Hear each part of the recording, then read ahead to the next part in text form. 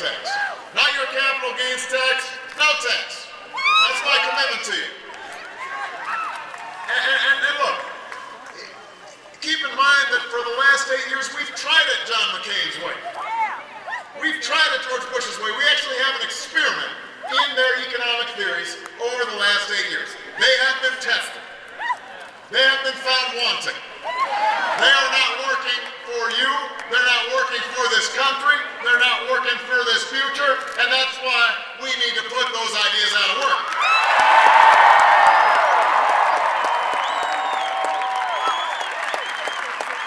We've got to try something different. No more of this giving more and more to those with the most. And guess what?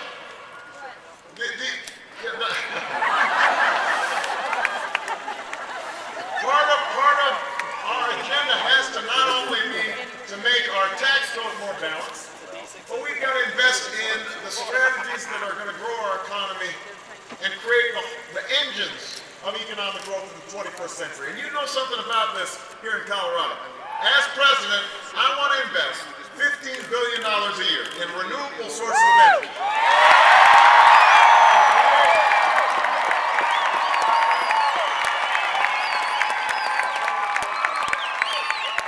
To create 5 million new green jobs over the next decade. Governor Ritter's doing it. The people of Colorado are doing it. Think about it. Jobs that pay well and can't be outsourced. Jobs building solar panels and wind turbines. Taking some of the farms out here and growing switchgrass for cellulosic ethanol, creating new biofuels, and creating fuel-efficient cars, not in Japan, not in South Korea, but right here in the United States of America.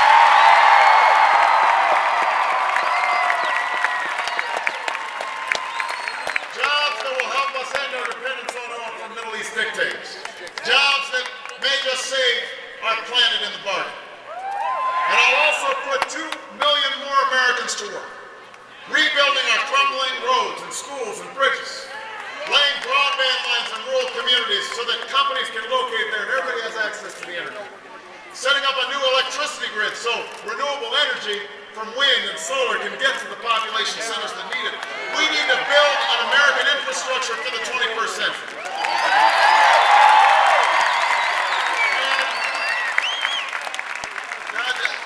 Remember, if people ask you, well, how are we going to pay for this? You tell them if we can spend $10 billion a month rebuilding Iraq, we can spend some money rebuilding the United States of America. Solving our energy crisis.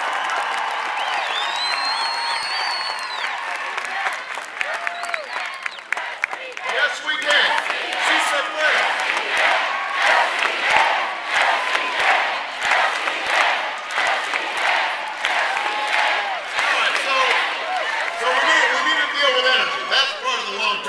Here's another thing. As president, I'll finally fix the problems in our healthcare system that we've been talking about for decades now. This issue's personal for me. My mother died of ovarian cancer at the age of 53.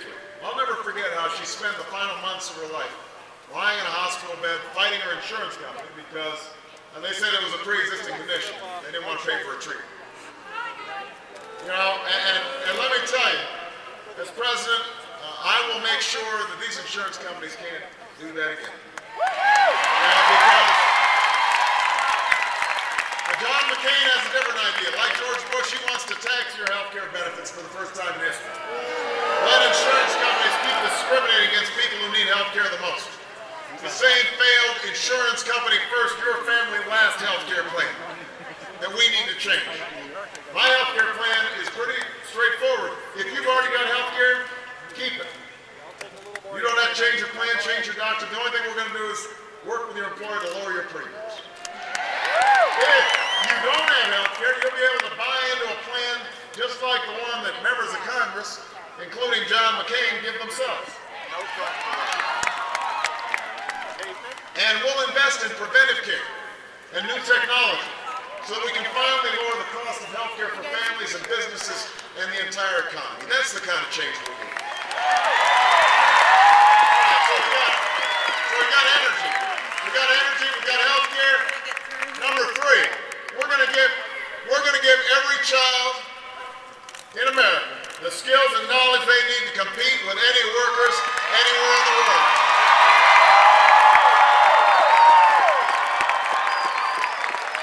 I will not allow countries to out-teach us today so they can out-compete us tomorrow. It is time to provide every American with a world-class education. And that means investing in early childhood education. It means recruiting an army of new teachers, paying them higher salaries, giving them more support in exchange for more accountability. It means making a deal with every young person in America when it comes to college. You know, my opponent's chief economic advisor was asked about college affordability. And he said, how come Senator McCain doesn't have a plan? And this advisor said, we don't think it makes sense to just give money away to every interest group. Oh yeah, you got it. Interest group. I don't think that the young people of America are a special interest. I think they're our future. I think we've got to do more than that.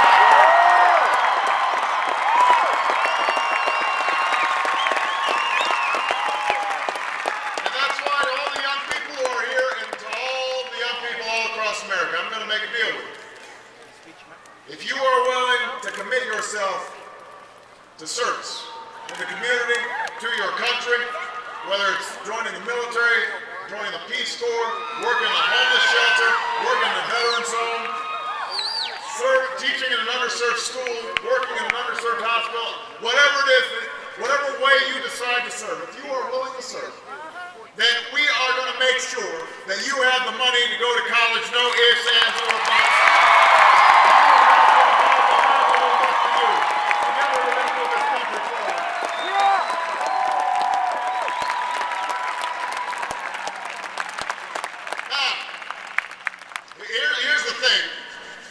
Here's the thing, Colorado. The change we need is not going to come easy. It's not going to come overnight. This administration has dug a deep hole for us. We've got a lot of debt, and we've got a lot of problems. And we're all going to need to tighten our belts, and we're all going to need to sacrifice. We're all going to need to pull our own weight. And you know, I can put more money in education, but I can't be the parent who turns off the TV set and puts away the video games to make sure that the child is doing their homework. That's the parent's job. We can put more money into energy efficiency, but everybody here, look at this unbelievable crowd. All of you have a responsibility to insulate your homes and turn off the lights when you leave the room and to check the gate, to check the pressure on your tires. It seems like small stuff, but it adds up. See, the point is that one of the things that we're going to have to do post-election, regardless of who wins, is we got to regain an ethic of responsibility, a sense of seriousness about the future, and our obligations to each other, because now more than ever, we are all in this together.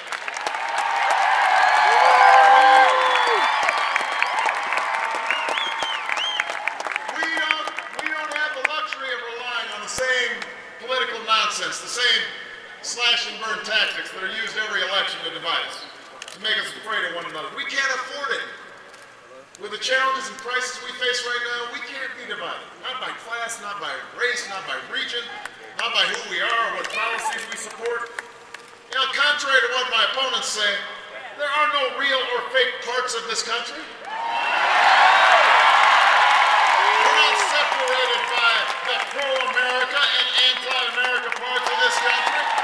We all love this country, no matter where we live, no matter where we're from. There are patriots who supported this war in Iraq and patriots who opposed it. Patriots who are Democrats and patriots who are Republicans. The men and women from Colorado and all across this country who served on our battlefields. Some may be Democrats, some may be Republicans.